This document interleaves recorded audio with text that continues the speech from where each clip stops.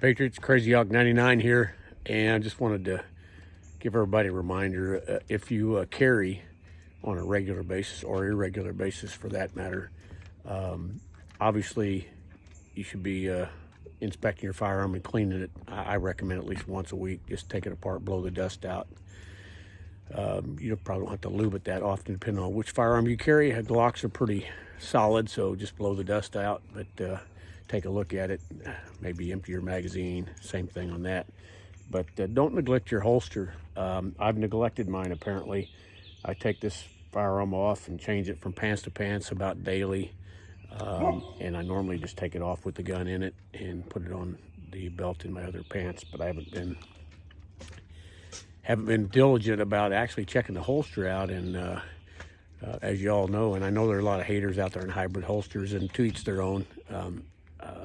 I prefer a hybrid. I think they're more comfortable, but every holster has drawbacks, and this is a Crossbreed holster here, and I'm a big fan of Crossbreed.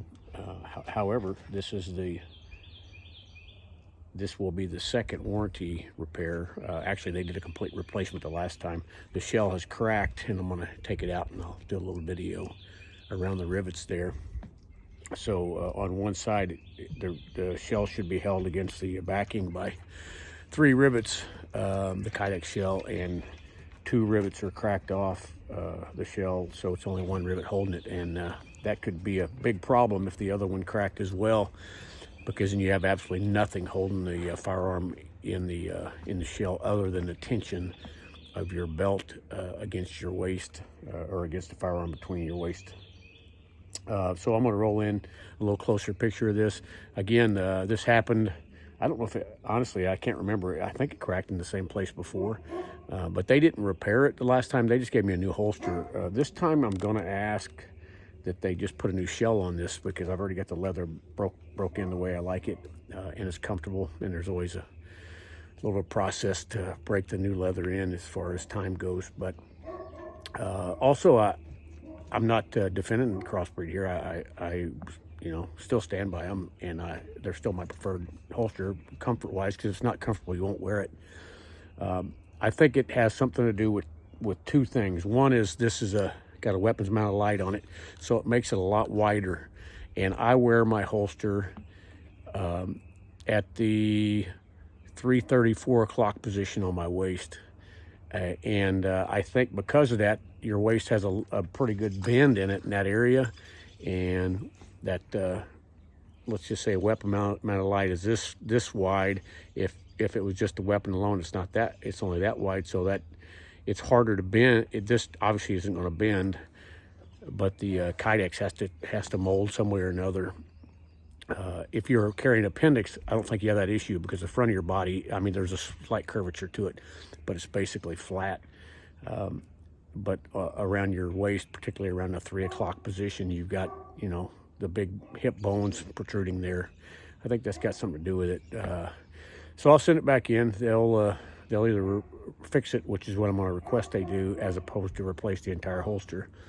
And we'll go from there. But in the meantime, on a secondary note, now this, I obviously won't be able to carry this firearm in this holster anyway. Either have a backup holster or a backup firearm with a holster.